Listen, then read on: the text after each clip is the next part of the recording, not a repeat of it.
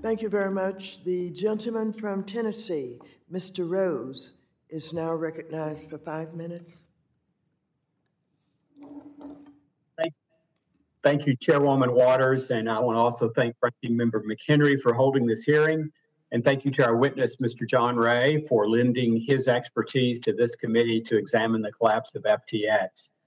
Mismanagement of funds, the use of complex margin, and collateralization of certain digital assets, and of course, alleged fraud. The timing of the events of the last 12 hours is certainly interesting. As a recovering attorney, it makes me wonder why a prosecutor wouldn't want to potentially add lying to Congress to accompany the list of charges against Mr. Bankman-Fried.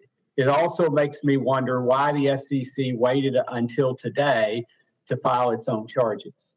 Frankly, Chair Gensler has failed at his job, and worst of all, he has failed to protect investors, which is one of the key components of the SEC's tripartite mission.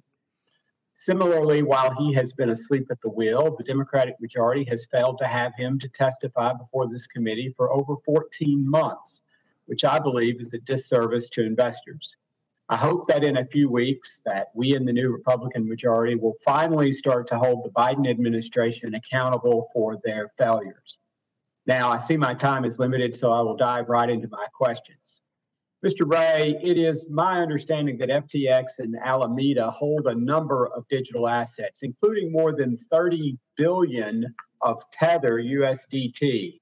Can you describe the efforts that you're taking to ensure that unwinding FTX in the bankruptcy proceeding won't cause unnecessary negative impacts to these digital asset markets? At this stage, what we're doing is sequestering those assets into cold storage and securing those. We have not embarked on any sort of liquidation process related to those crypto assets.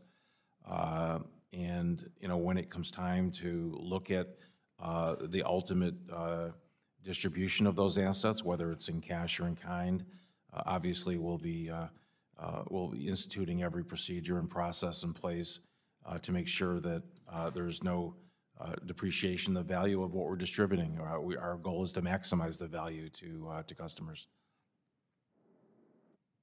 Thank you. Mr. Ray, you have said that, among other things, Alameda and FTX used customer funds to make investments in a variety of businesses and ventures.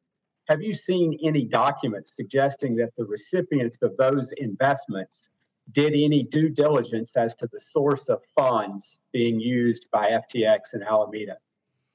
I've not personally seen any documentation relative to other parties' due diligence. I'm not sure we would necessarily be privy to that, but we certainly haven't found anything to date. On the flip side, have you seen any indication as to whether adequate due diligence by FTX's institutional investors would have raised red flags? I don't know what work they did. Obviously, they found themselves in a fairly grave position. I don't know what due diligence they may have done. It's hard for me to answer that. Is there any indication as to whether any potential investors before the events in November took a pass on investing after taking a hard look at FTX? Again, I'm not really privy to what due diligence people may have done. It's just not something that I've got visibility to.